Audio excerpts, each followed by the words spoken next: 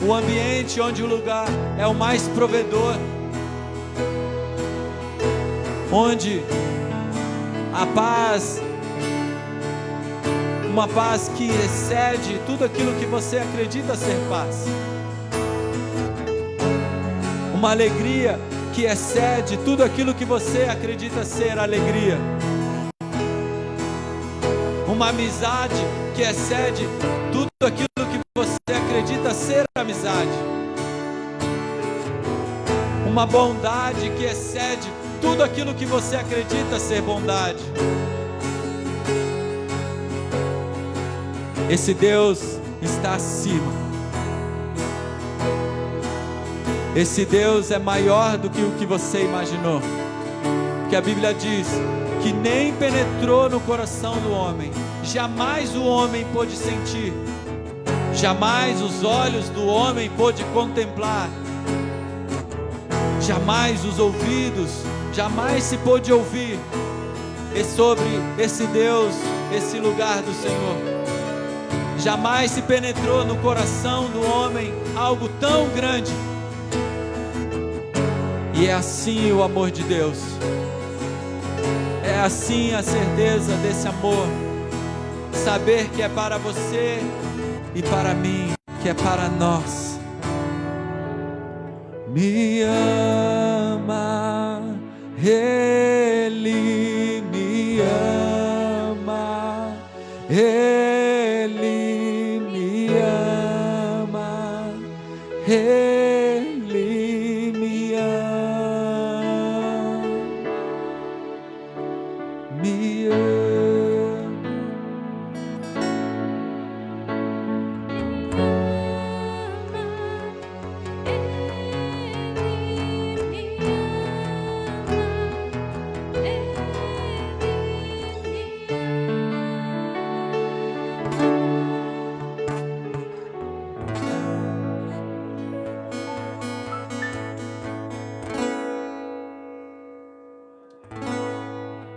Aleluia.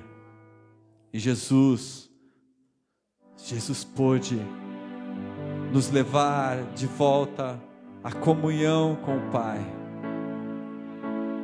E em forma de agradecimento, Senhor, nós entregamos-nos a Ti. Nos entregamos a Ti, Senhor. Entregamos nosso coração a Ti. Nós somos Teus, Senhor, e queremos correr para os Teus braços, para a Tua presença, Senhor. Correr de encontro ao Senhor, de encontro a esse amor, a essa graça, Senhor. Vai declarando ao Senhor o quanto você quer estar com Ele. Senhor, eu Te quero, Senhor.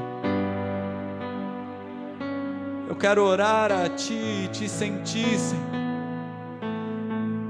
Que a cada momento em que eu estiver em oração a Ti, Senhor, que o meu coração se encha da alegria da Tua presença, da certeza. Comece a declarar isso. Senhor, enche o meu coração com a certeza do Senhor, com a convicção.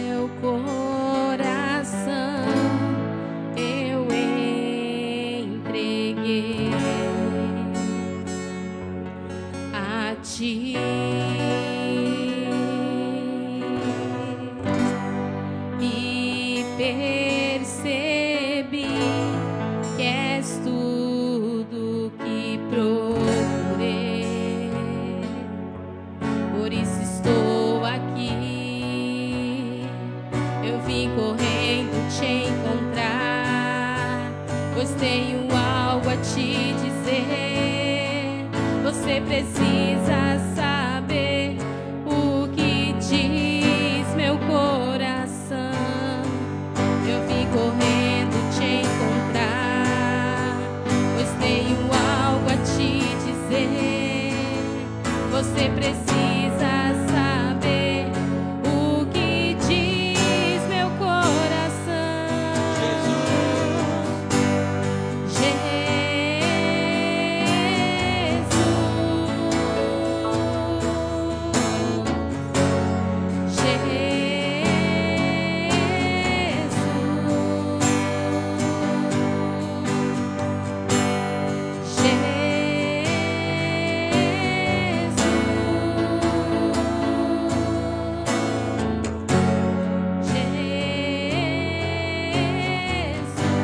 coração.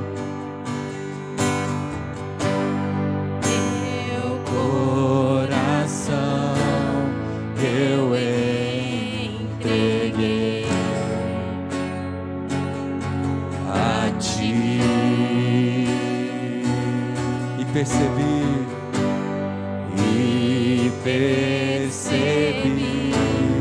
que és tudo que procurei.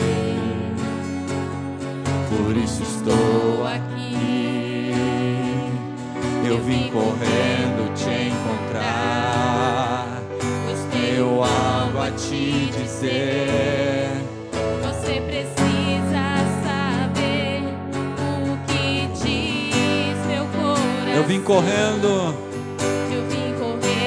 te encontrar, pois tenho algo a te dizer. Você precisa saber o que diz meu coração.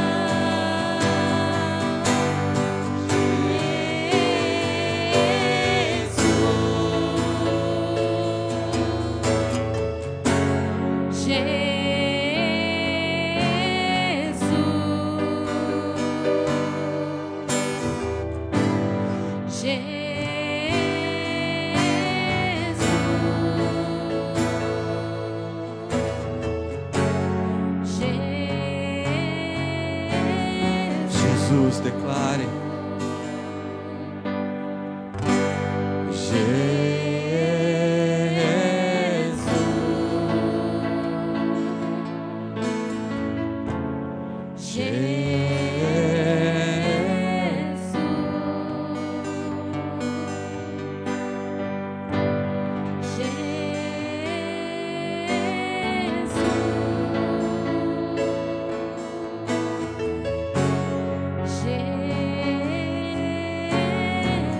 Quero ser a canção, quero ser a Canção que te faça sorrir, uma canção que te faça cantar, olhando pra mim, me dizendo assim: filho meu, eu te amo. Quero ser a canção que te faça sorrir, uma canção que te faça cantar, olhando pra mim, me dizendo assim: filho meu, eu te amo. Jesus.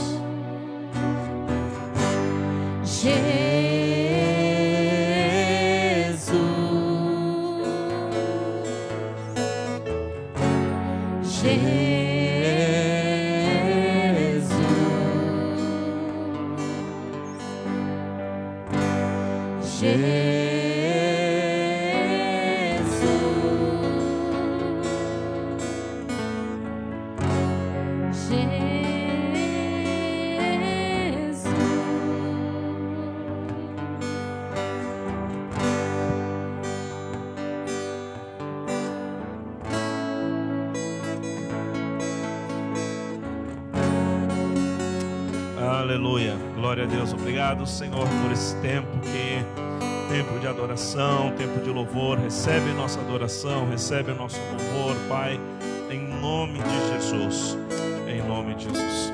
Amém. Quero chamar as crianças que vão estar saindo, que elas possam vir aqui na frente, no nome de Jesus.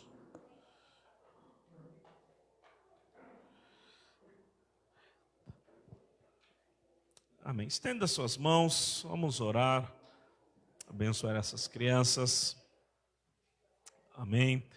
Senhor, em nome de Jesus, abençoamos, Deus, a cada uma dessas crianças que vão estar ali na sala, Deus, que possam receber da Tua palavra, Senhor, possam ser abençoadas por Ti, em nome de Jesus. Amém.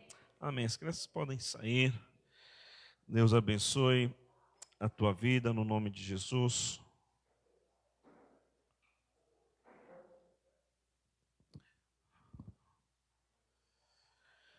Amém, glória a Deus. Boa noite, Deus abençoe cada um, sejam bem-vindos. Vocês estão na casa de Deus, o melhor lugar para louvar e exaltar o nome do Senhor. Antes de começar a pregar, queria deixar aqui os meus parabéns a todas as mães aqui presentes, né? Nós temos mães, temos avós, temos mães que estão gestando, futuras mamães, que Deus possa abençoar a cada uma de vocês, no nome de Jesus. Sabemos da importância que a mãe tem dentro da família, né? E nós sabemos a importância de uma família dentro da sociedade. Então, a importância de uma mãe, ela é muito, marca demais, né? A vida dos filhos, a vida da família, a vida da casa, ficam histórias para a vida toda, né? E nós sabemos que cada um aqui tem uma história, tem um passado, um presente, um futuro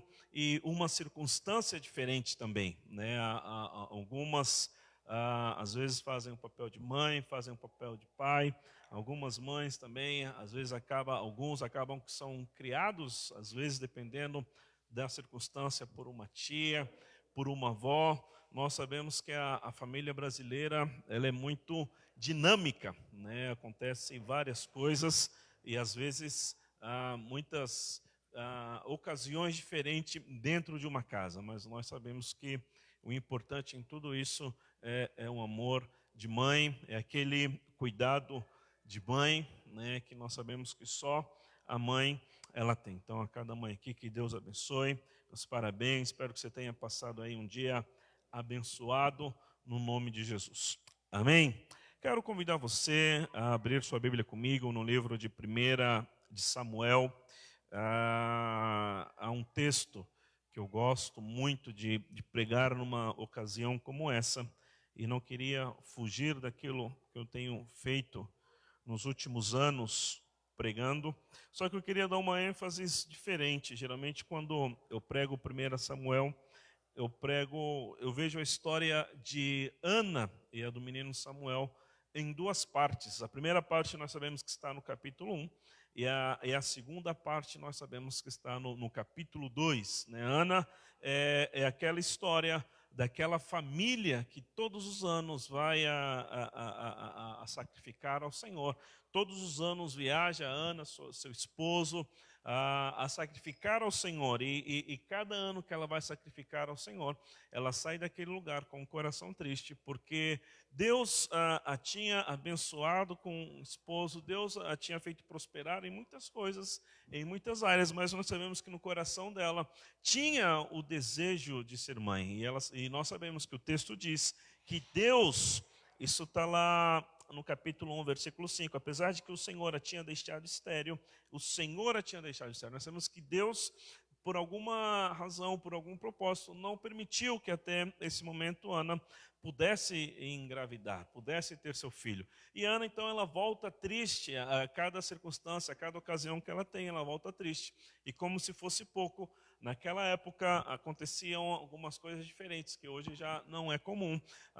O esposo de Ana tinha outra mulher, e essa outra mulher tinha dado filhos, e essa outra mulher, ela humilhava Ana a cada vez que elas iam sacrificar. E o esposo fazia tudo possível, mas era diferente, porque o que ela queria, o que ela desejava, era ter um filho. Na nossa sociedade, hoje, isso já não é tão forte como foi naquele tempo, até porque em Gênesis, quando vem a promessa do Salvador, a linhagem de Israel, todas as mulheres da linhagem de Israel, do povo de Deus, elas tinham a esperança de elas serem a mãe do Messias. Então, havia uma expectativa de que toda mulher pudesse ser mãe, e a parte disso, na cultura daquele tempo, da Palestina, na cultura do Oriente, era normal que uma mulher pudesse ter filhos, e não somente filhos, mas pudesse ter muitos filhos. A situação de Ana a colocava de uma maneira isolada, porque ser estéril era uma carga terrível para uma mulher de Israel, e pensando no casamento também, acabava com sonhos e esperança de poder dar uma continuidade, de poder dar uma linhagem. Eles tinham muito forte a questão da linhagem, a questão da continuidade, a questão de herança, a questão de terras, a questão de nomes da família. Então, o fato de Ana não poder engravidar nesse momento, para ela trouxe muita tristeza. Se nós lemos lá no versículo 15, diz: Ana respondeu: não se trata disso, meu senhor, sou uma mulher muito angustiada, não bebi vinho nem bebida fermentada. Eu estava derramando minha alma diante do Senhor. Não julgues tua serva uma mulher como uma mulher vadia. Estou orando aqui até agora por causa de minha grande angústia e tristeza. Ela vai ao templo e nesses momentos ela ora ao Senhor e ora com tanta intensidade que o sacerdote pensou que ela estava ébria, pensou que ela estava bêbada, e não era isso. Ela falou: olha, não me confunda, eu estou aqui derramando a minha alma, estou angustiada diante do Senhor. E aí o sacerdote dá uma palavra para ela, Deus ouve a oração dela e depois de um tempo ela tem um menino Samuel. O menino Samuel é um milagre de Deus. O menino Samuel vem em um tempo em que a palavra de Deus, a presença de Deus sobre o povo, sobre a nação, estava escassa. Já não era comum pregar a palavra, não era comum, não havia o temor de Deus no coração das pessoas. Então o fato de nós termos uma família que todos os anos ia em Siló a sacrificar, isso é algo louvável, porque de todas as famílias, muitas tinham se afastado, não havia mais o temor de Deus no coração das pessoas. E Ana continuava com a sua vida piedosa e devota diante de Deus. E Deus, em algum momento, ouve a sua oração e ela faz um voto de entregar, de consagrar ao Senhor o filho que viesse a nascer. E nasce Samuel, e Samuel nós sabemos que é um profeta que vai fazer toda a diferença na nação. Samuel é aquele que vai vir e vai ungir o primeiro rei de Israel, depois vai ungir Davi. Ele vai fazer um papel muito importante na vida do povo nesse momento. E Ana, então, no capítulo 2, ela escreve um salmo ao Senhor. No capítulo 2, ela escreve uma oração de adoração, de agradecimento a Deus. E é nessa segunda parte que eu quero ficar. Nós temos a primeira parte, que é a parte do milagre, a primeira parte, que é a parte de uma mulher desesperada, angustiada por não poder ter filhos, mas Deus ouve a sua oração, Deus tem misericórdia dela e Deus a agracia com um filho, e ela então cumpre o seu voto ao Senhor. E no capítulo 2 nós temos assim: Ana então orou assim: meu coração exulta no Senhor, minha força é exaltada, minha boca se exalta sobre os meus inimigos, pois me alegro em tua libertação. Aquela que estava angustiada, agora ela faz um salmo de adoração ao Senhor. Por quê? Porque Deus, na vida dela, fez um milagre. E o milagre que Deus fez na vida dela levou Ana a gerar um filho. E gerar um filho, nós sabemos que é gerar vida, gerar um filho. Nós estamos falando de vida, estamos falando de uma geração, estamos falando de que Ana levou dentro do seu ventre um filho. Estamos falando que o milagre que Deus trouxe na vida dela a levou a gerar um filho, e por isso ela adora ao Senhor, por isso ela exalta ao Senhor, e o milagre na vida dela, de alguma maneira, levou ela a adorar, exaltar ao Senhor. Isso nos mostra, não somente no aspecto físico, não somente no aspecto da maternidade, não somente no aspecto de ser mãe, que é um dia especial hoje, mas se nós olharmos também para o lado espiritual, toda vez que Deus sobre nós faz algum milagre, toda vez que nós vivemos o milagre de Deus, isso também nos faz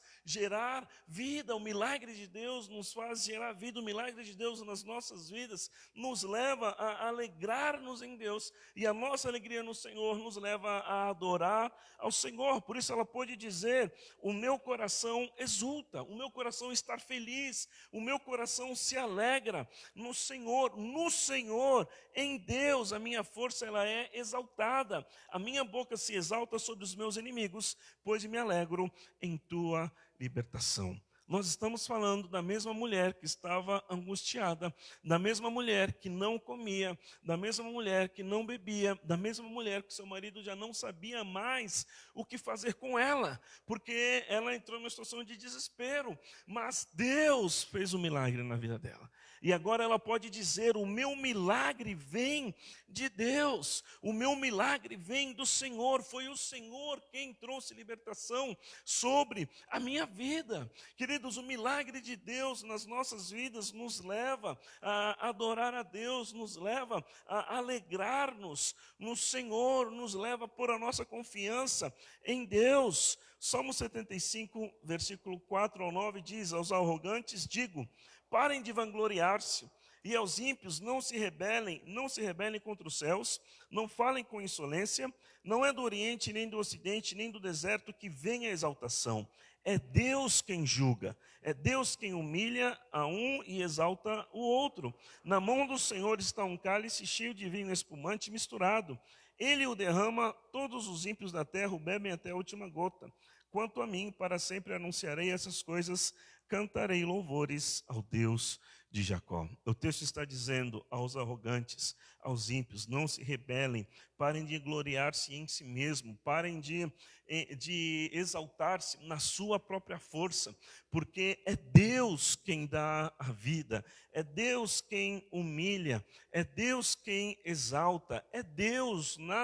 Nenhum milagre acontece nas nossas vidas pela força da nossa mão. Não vivemos milagre pela nossa força, não vivemos milagre pela nossa capacidade. Os milagres que nós vivemos dependem de Deus, porque é Deus quem opera o querer, o efetuar, o fazer em nós. Nós dependemos do Senhor. Se Deus mudou a história de Ana, é porque em todo o tempo ela acreditou na palavra de Deus, é porque em todo o tempo a sua confiança estava em Deus.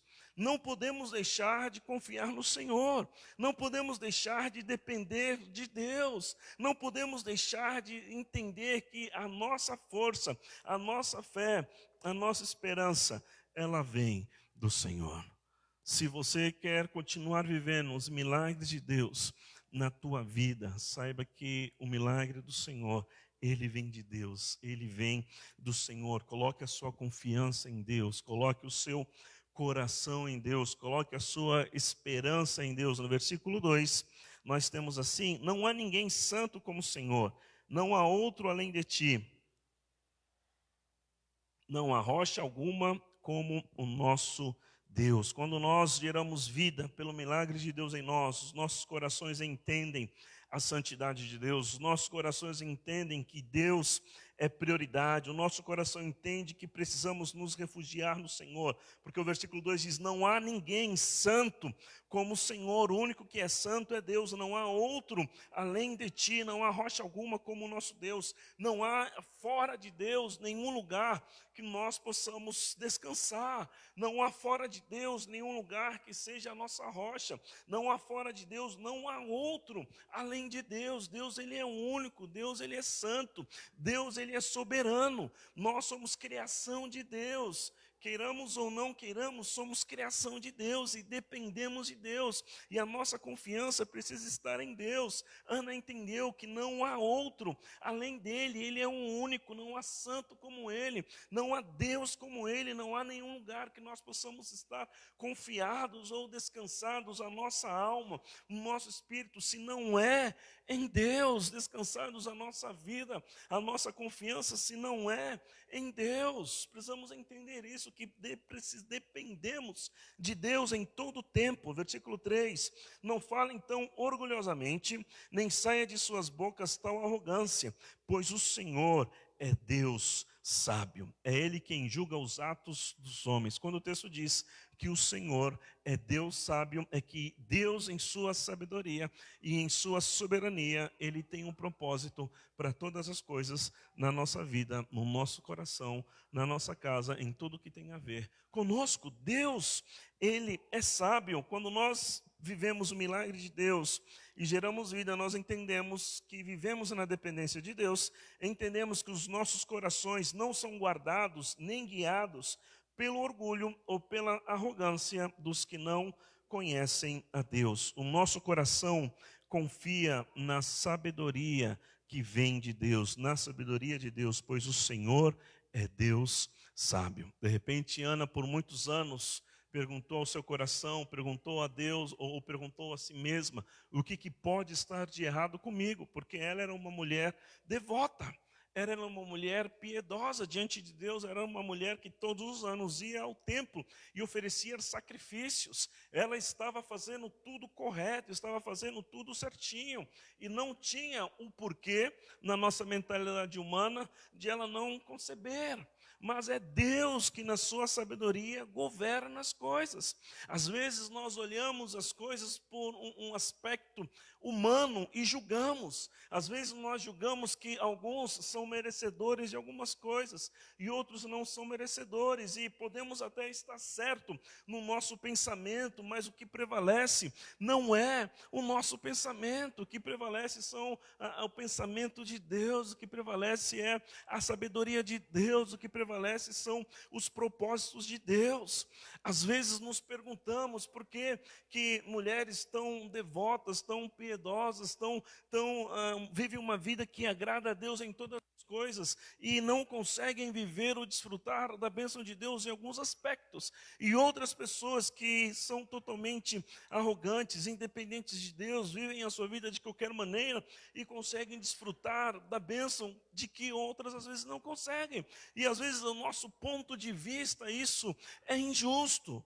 Mas nós não confiamos na nossa sabedoria, nós confiamos na sabedoria de Deus. E a sabedoria de Deus é Deus quem exalta e é Deus quem humilha no seu tempo. Na sabedoria de Deus não somos guiados ou direcionados pelo que nós achamos justo ou injusto. É Deus quem governa todas as coisas. No que precisamos fazer é estar confiados em Deus em todo o tempo. Por mais que em algumas situações ou em algumas circunstâncias venhamos a viver coisas que nós não entendemos, ou que julgamos que não somos merecedores, ou que julgamos que parece que Deus está sendo injusto conosco, que o nosso pensamento não nos leve a murmurar, que o nosso pensamento não nos leve a ser ingratos com Deus, porque pode que no momento presente não entendamos o que Deus está fazendo, mas Deus, Ele não trabalha só no tempo presente. Deus, Ele conhece o nosso futuro. Deus, Ele conhece o que vem lá na frente. Deus, Ele conhece o que é melhor para nós lá na frente. Quantas coisas eu vivi que no presente momento eu não tinha entendido, mas lá na frente, depois que passaram os anos, eu pude entender que o que eu vivi naquele tempo, naquele momento, o que Deus fez, ainda que eu não tenha entendido, foi o melhor para mim. E eu tenho certeza que se você confia em Deus, você vai viver situações assim, que pode que não entenda, mas confia na sabedoria do Senhor. Versículo 4 diz, nós estamos lendo a oração de Ana, o salmo de Ana, a adoração de Ana, por ter sido uma mulher que viveu o milagre de Deus na vida dela. E o que eu estou querendo mostrar é que quando nós vivemos o milagre de Deus nas nossas vidas, nós somos levados a adorar a Deus, nós somos levados a exaltar a Deus. E o milagre de Deus nas nossas vidas, ele produz vida, ele gera vida. E como igreja, eu quero também poder declarar e quero profetizar que nós vamos viver o milagre de Deus nesse lugar. E o milagre de Deus nas nossas vidas nesse lugar vai nos levar a que nesse lugar possa ter vidas geradas, vidas salvas, vidas transformadas, vidas arrependidas, espiritualmente falando, vidas que vão ser tocadas pelo poder de Deus, pela palavra de Deus, porque onde o milagre de Deus vem, ele transforma o que era choro, o que era dor, o que era esterilidade, infertilidade, o que era algo que não podia acontecer, o que aos olhos humanos era impossível possível. Deus, ele transforma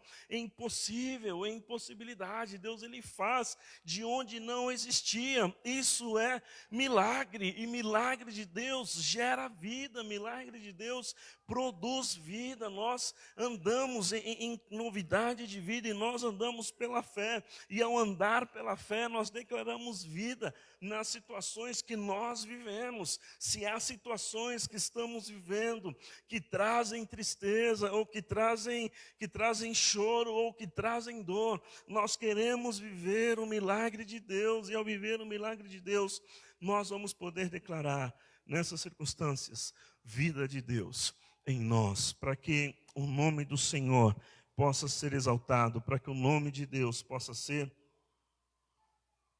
glorificado. Versículo 4 diz assim: o arco dos fortes é quebrado, mas os fracos são revestidos de força.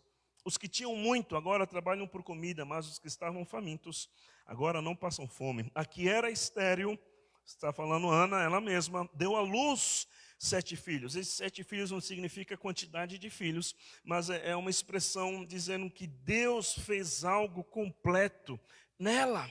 É uma expressão indicando que o que ela precisava naquele momento para ser feliz como pessoa, Deus fez. Ela tinha tudo de bom, tinha um bom marido, tinha condições de ir ao templo, tinha condições de sacrificar, mas para ela faltava um filho, e Deus então trouxe esse filho, e por isso que tem essa expressão: a que era estéril deu à luz 7 filhos, mas a que tinha muitos filhos ficou sem vigor. Salmo 35 diz que a sua ira dura um instante, mas o seu favor dura a vida toda. O choro, você conhece essa expressão, o choro pode persistir uma noite, mas de manhã irrompe a alegria, pois a sua ira dura um instante, o seu favor dura a vida toda. O favor de Deus, a bondade de Deus sobre as nossas vidas, ela dura a vida toda. Lucas 1,37 diz que para Deus nada é impossível. Jeremias 32,17 diz: soberano Senhor, tu fizeste os céus e a terra pelo teu grande poder e por teu braço estendido.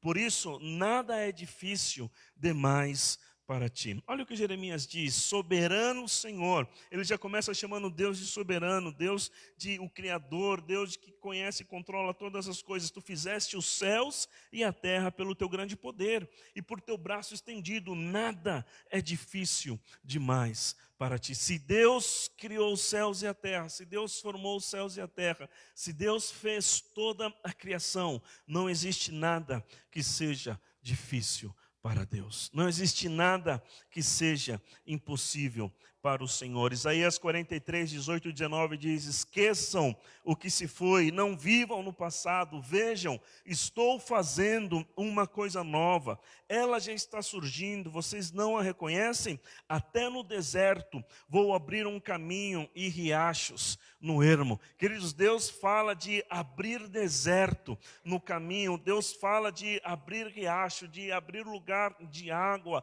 lugar de esperança em lugar que não tinha, em lugar de deserto, porque Deus está fazendo coisa nova. Isso é palavra de Deus, é profecia de Deus ao seu povo, que vivia tempo difícil, que vivia tempo de escuridão, mas Deus trazia uma esperança dizendo que Ele mesmo vai abrir um caminho no deserto, que Ele mesmo vai fazer coisas novas. E isso é viver por fé, isso é viver dependendo de Deus, isso é viver confiando em Deus. Estamos vendo a adoração, o salmo de uma mulher que estava desesperada, mas Deus fez o milagre na vida dela, e esse Deus que fez o milagre na vida dela é o Deus que nós servimos, é o Deus que nós adoramos, é o Deus que nós estávamos cantando canções agora aqui pouco, é o Deus que nós levantamos as nossas mãos para adorar, para exaltar. É o Deus que faz coisas novas, é o Deus que muda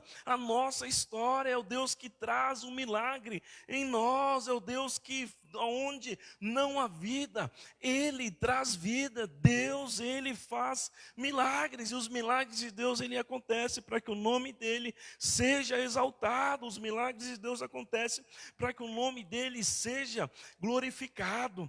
que o teu coração se encha de esperança, que o teu coração se encha de alegria por tudo que Deus pode fazer ainda na tua vida. O que Deus começou a fazer não acabou. Às vezes nós pensamos que Deus já fez muito. Não, Ele já fez um monte de coisa, o nome dele seja exaltado, mas Ele tem poder para fazer mais, Ele tem poder para fazer muito mais. Às vezes nós pensamos que Deus já esgotou os seus milagres, às vezes nós pensamos que o nível de bondade de Deus para conosco já foi, e não é verdade. Deus, Ele quer fazer mais em nós, Deus, Ele quer nos levar a viver em milagres, porque vivendo em milagres, vidas serão geradas para a honra e glória do nome do Senhor. Se há tristeza, se há dor, Deus quer mudar a nossa história. Gênesis 18:14, existe alguma coisa impossível para o Senhor? Isso é Deus falando com a Sara: na primavera voltarei e a você e Sara terá um filho.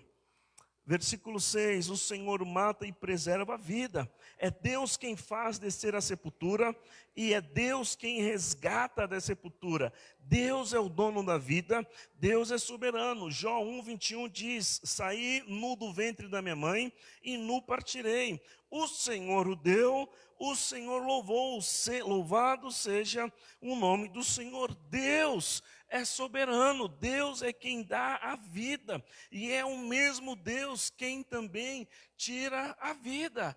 Deus é quem é o dono de tudo, Deus, Ele é o soberano. No versículo 7 nós temos assim: o Senhor é quem dá a pobreza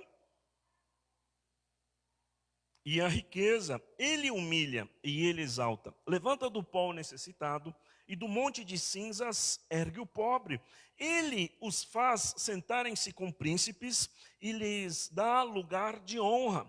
Pois os alicerces da terra são do Senhor, sobre eles estabeleceu o mundo. Olha que interessante, o versículo diz que é Deus quem dá pobreza, quem dá riqueza, é Deus quem humilha, é Deus quem exalta, é Deus quem levanta do pó necessitado, é Deus quem levanta do monte de cinza os pobres, é Deus quem faz os pobres sentarem-se com príncipes, é Deus quem dá lugar de honra. Às vezes nós fazemos o caminho ao contrário, nós buscamos o lugar de honra, às vezes nós buscamos ser exaltados e nos esquecemos que é Deus quem abre portas, é Deus quem nos leva a lugares de honra, é Deus quem nos faz sentar no meio de príncipes, é Deus quem exalta, é Deus quem humilha. O que o texto está querendo dizer e o que Ana está querendo dizer é que a sua confiança em todo tempo esteve no Senhor. Uma mulher que foi humilhada, uma mulher que foi ignorada, uma mulher que sofreu anos com a dor por não poder gerar. Agora ela está declarando: é Deus quem me tirou do lugar de humilhação e é Deus quem me colocou no lugar de honra, e foi Deus quem ouviu a minha oração. Deus é quem muda as circunstâncias, Deus é quem governa, Deus é quem faz justiça, Deus é quem realmente tem um controle de todas as coisas e de toda a situação. Versículo 9, Ele guarda os pés dos seus santos, mas os ímpios serão silenciados nas trevas, pois não é pela força que o homem prevalece. Versículo 10, aqueles que se opõem ao Senhor serão despedaçados, Ele trovejará do céu contra eles, o Senhor julgará até os confins da terra, Ele dará poder ao seu rei e exaltará a força do seu ungido.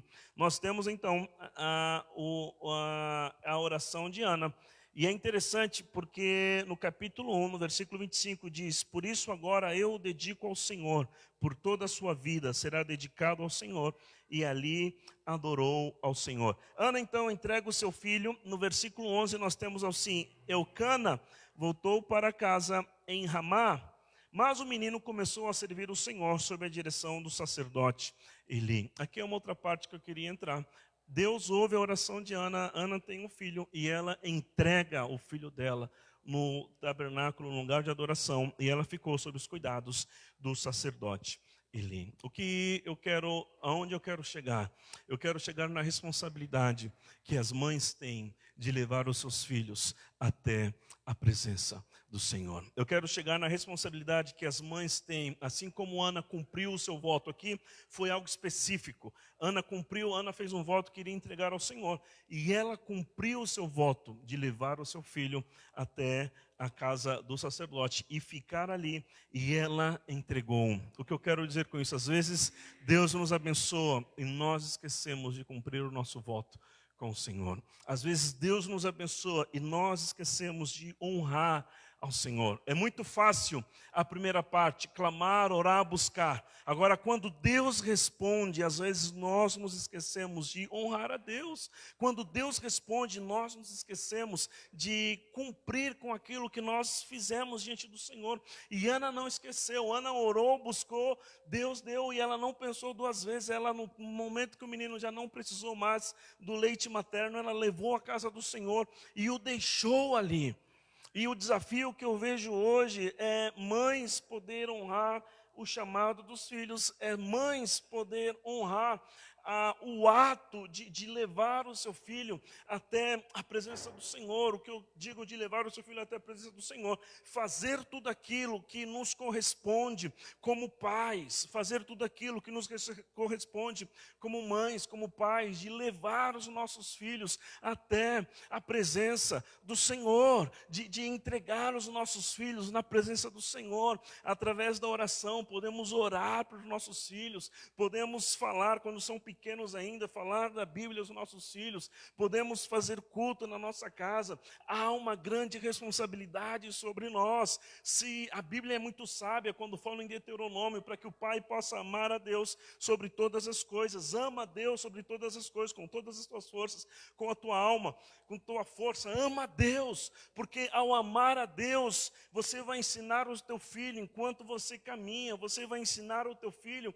a que ele também venha a amar a Deus. Agora, às vezes é difícil, porque nós, como pais, como mãe, como pai, não amamos a Deus, não honramos a Deus e não temos como mostrar para o nosso filho que ele também pode amar e pode honrar a Deus. Eu sei que às vezes alguns não têm o privilégio de conhecer a Deus muito antes. Eu sei que às vezes alguns conheceram a Deus quando já tinham criado pelo menos metade da fase de um filho. E aí as coisas são mais difíceis, mas não são impossíveis. Eu conheci a Deus com 8, 9 anos. E eu tive alguém que me levava. Eu tive alguém que ia na minha casa. Não era a minha mãe veio conhecer a Deus depois. Mas ela nunca fechou as portas. E minha tia foi aquela quem me levou para a igreja. E me levava para limpar a igreja. E me levava para participar dos cultos. E foi importante na minha vida, na minha adolescência, estar na casa de Deus. E às vezes nós não damos valor a isso. Às vezes nós não nos preocupamos com isso. Às vezes nós não honramos isso. Às vezes nós não entendemos a importância de fazer tudo o que está ao nosso alcance. Entendo o que eu estou falando, fazer o que está ao nosso alcance, o que nos corresponde por responsabilidade de levar os nossos filhos na casa do Senhor. No meu caso não foi minha mãe, no meu caso foi minha tia. Sempre vai ter alguém que você pode influenciar para que conheça a Deus. Sempre vai ter alguém que você possa influenciar para que possa ir aos caminhos do Senhor. Pode ser um sobrinho, pode ser um neto, pode ser alguém. Sempre vai existir alguém. Então precisamos honrar. Ana levou e deixou um menino lá. E aí o texto do capítulo 2, ele vai dar um grande contraste com o sacerdote Eli. Diz assim no versículo 12, os filhos de Eli era o sacerdote. Os filhos dele iriam dar continuidade no serviço sacerdotal. Os filhos dele tinham tudo para poder seguir o exemplo. Mas infelizmente, na caminhada, Eli falhou em não corrigir os seus filhos. E olha o que aconteceu. Os filhos de Eli eram ímpios.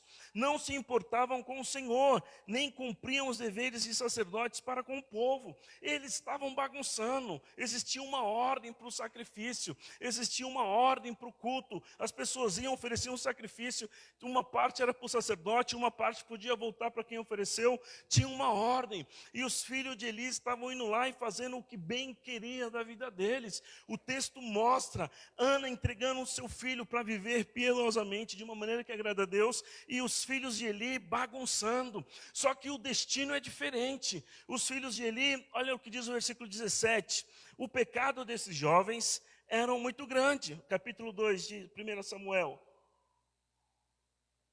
À vista do Senhor, pois eles estavam tratando com desprezo a oferta do Senhor. Eles estavam tratando com desprezo a oferta do Senhor. Samuel, o texto seguinte diz, ainda menino, ministrava perante o Senhor, vestindo uma túnica de linho. Olha a diferença. Enquanto os filhos de Eli estavam tratando com desprezo a oferta do Senhor, um menino ainda pequeno estava ministrando na casa do Senhor, vestindo uma túnica de linho. Olha a diferença de quando há um pai, de quando há uma mãe que faz o seu papel, que faz tudo que está ao seu alcance, para que esse filho possa ministrar, para que esse filho possa servir na casa do Senhor. Versículo 19, todos os anos sua mãe fazia uma pequena túnica e a levava para ele, quando subia a Siló com o marido para oferecer o sacrifício anual. Essa mãe não largou o menino lá no lugar de Siló, não. Todos os anos ela ia, todos os anos ela levava uma túnica. Uma túnica era uma roupa, a roupa ficava pequena. Para o ano seguinte ela levava uma outra roupa para que ele pudesse sempre estar servindo na casa de Deus. O meu desafio para você essa noite é, para mim como pai, que eu sou pai, minha esposa, mãe, temos filhos pequenos. Nosso desafio é o que está ao nosso alcance para levar os nossos filhos, para que aprendam a ministrar ao Senhor desde pequeno. Será que nós colocamos os nossos olhos para que eles façam tudo, para que eles sejam tudo, para que eles sejam destaque em tudo? Incentivamos, compramos, investimos para que eles atuem em todas as áreas, cresçam profissionalmente. Nada disso está errado. O errado está quando nós esquecemos da base, do princípio, que eles precisam crescer no caminho do Senhor, que eles precisam aprender a ministrar ao Senhor, que eles precisam aprender a estar na casa de Deus, que eles precisam aprender a amar a Deus com o exemplo da minha vida. A tua casa tem sido lugar de adoração ou a tua casa tem sido lugar de murmuração? A tua casa tem sido lugar da presença de Deus ou a tua casa tem sido palco de coisas que não agradam a Deus? Às vezes nós falamos uma coisa com a boca, falamos uma coisa com os lábios, mas na nossa casa tudo é diferente. Na nossa casa não há paz, na nossa casa não há perdão, na nossa casa não há misericórdia, na nossa casa não há oração, na nossa casa não há louvor, na nossa casa não há palavra, na nossa casa é bagunça, é desordem. Como que os nossos filhos vão aprender a amar a Deus, honrar a Deus, tendo-nos como exemplo de pessoas que às vezes falamos uma coisa, mas não vivemos o que falamos? Ana não abandonou o seu filho. Ana todos os anos ia lá e levava uma túnica para que o seu filho pudesse continuar ministrando, e Deus a honrou. Versículo 20, Eli abençoava Eucana e sua mulher, dizendo: o Senhor dê a você filhos dessa mulher, no lugar daquele a quem ela pediu, e dedicou ao Senhor. Às vezes as pessoas não dão valor a consagrar o seu filho na casa de Deus. Às vezes as pessoas não dão valor a dedicar os seus filhos na casa de Deus. Se você de repente se converteu, seus filhos já são grandes, não tem problema, você pode apresentá-los mesmo grandes diante do Senhor, porque consagrar ao Senhor, dedicar ao Senhor, é dizer ao Senhor: Senhor, aqui está o filho que o Senhor me deu, e eu quero entregar nas tuas mãos, para que seja feita a tua vontade. E o Senhor foi bondoso com Ana. O Senhor foi bondoso com Ana. Às vezes nós vemos a quantidade de filhos como algo que não é bênção, mas o texto aqui diz que o Senhor foi bondoso. Por quê? Porque ela entregou o que prometeu ao Senhor, e ela engravidou e deu à luz 3 filhos e 2 filhas.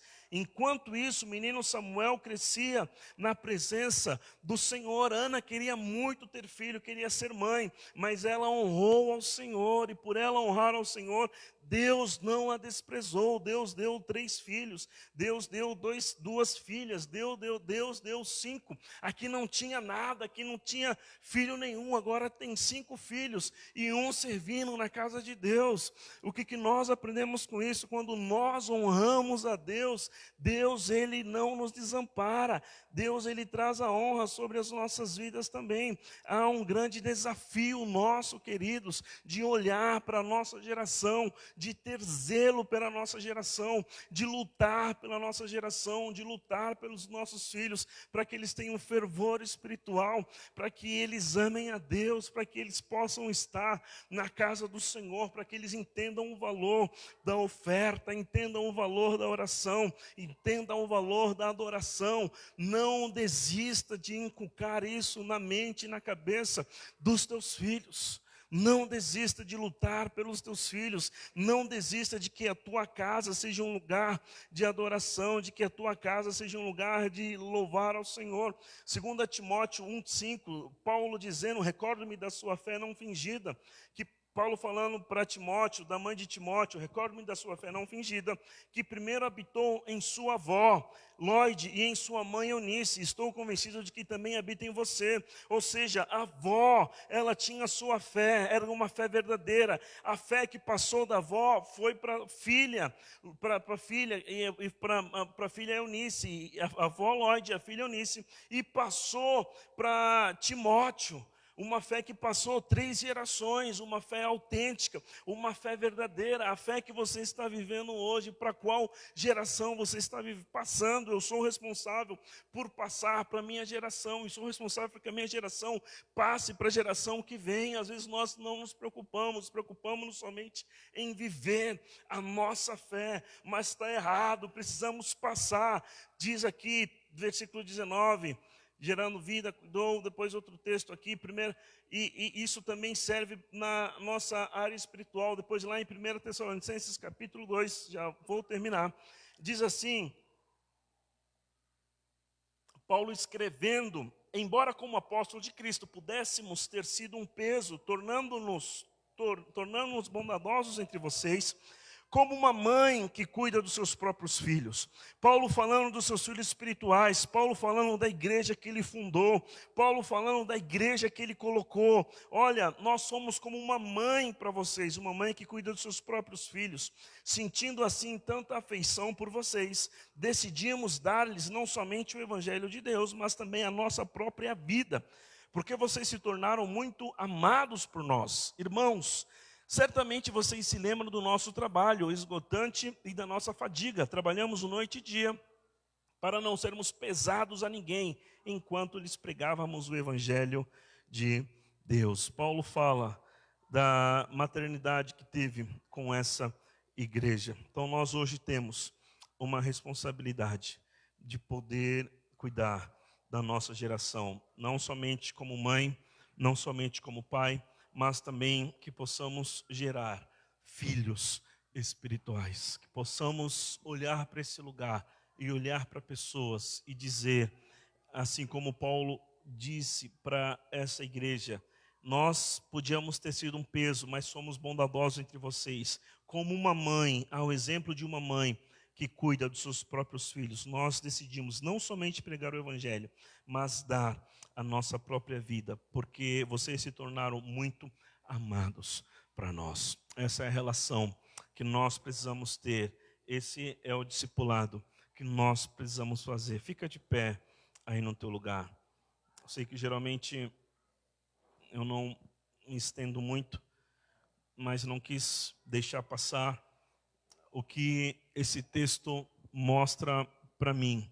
A nossa responsabilidade de pai, a nossa responsabilidade de mãe, de influenciar uma vida de fé, de influenciar uma vida de fé e também de poder gerar filhos espirituais. De repente, nós temos aqui filhos de todas as idades, filhos pequenos, filhos que já cresceram, filhos que de repente não pudemos ser um bom exemplo, mas a Bíblia sempre nos dá a oportunidade do arrependimento. E ao arrepender-nos, a Bíblia sempre nos dá a oportunidade de orar por nossos filhos. De repente hoje já estão grandes e já não existe mais a influência, não temos como influenciar, podemos orar, podemos interceder e podemos fazer e lutar até o final, para que os nossos filhos possam entender a importância do que é